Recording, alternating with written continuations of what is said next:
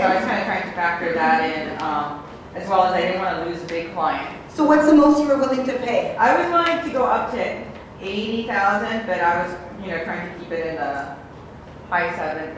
Okay, so you have these pressures, and you still have 85,000, but you were willing to pay up to 80. But here we see, somebody who's willing to pay up to 85, and somebody that says, oh, heck no.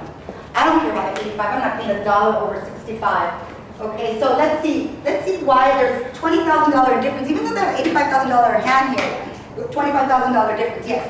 Part of it is that she has classes. Okay, hold on. Hold on. There's no need to defend yourself here. I know. No, it's true. She did it. She knew exactly what to do. I totally complimented her on what she ran. I complimented her on how she ran her other gym. Well, you know what? Except for the good thing is that I'm glad that she learned all that in my class. I was like, I complimented her saying I want her to have it because she did such a great job, and I threw in the memberships. That's the problem, baby. You gave too much. I know.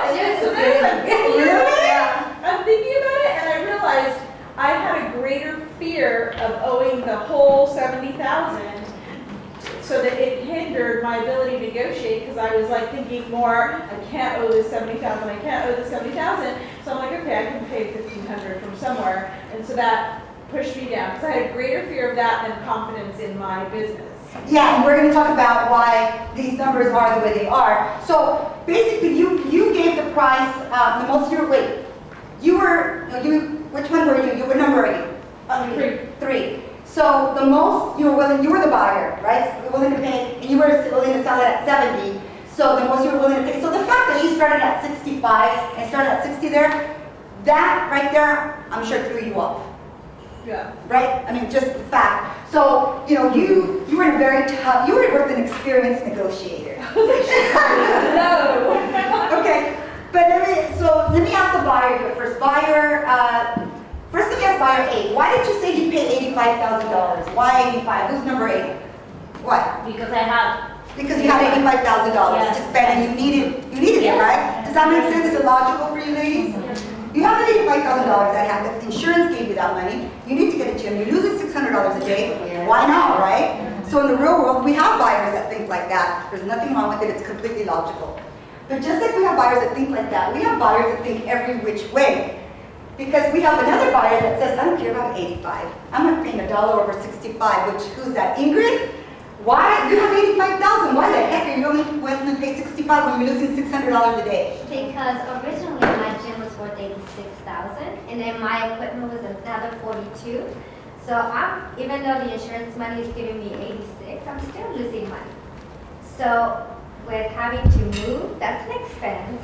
Having to train these people to go into my culture, that's also an expense. So I took in factor those things. But you learn all this stuff, you're so good. So thinking, you have to offset what I'm actually getting, and I don't want to be left without any money later on. So you were making a business decision. You were looking at it not from a place of need, you were losing money, you were looking at it from a place completely business, emotionally detached from the fact that you might be losing money. You're thinking, hey, I have the other equipment, you're looking at the whole picture, and your whole perspective is coming from a place of business compared to probably, here, let's have 85, somebody else that was willing to pay 85. Who's number 2?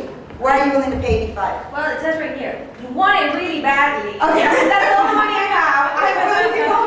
So you are wanting really badly and willing to pay the whole money, right? Yeah. So, okay. Can I Now, ask a question? yeah.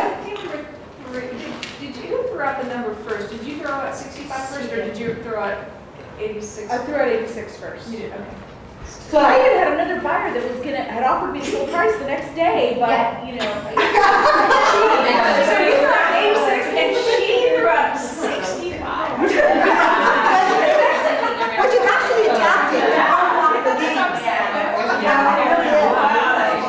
That's risky. That's risky to take. You can win big or lose big. So you have to know when you're negotiating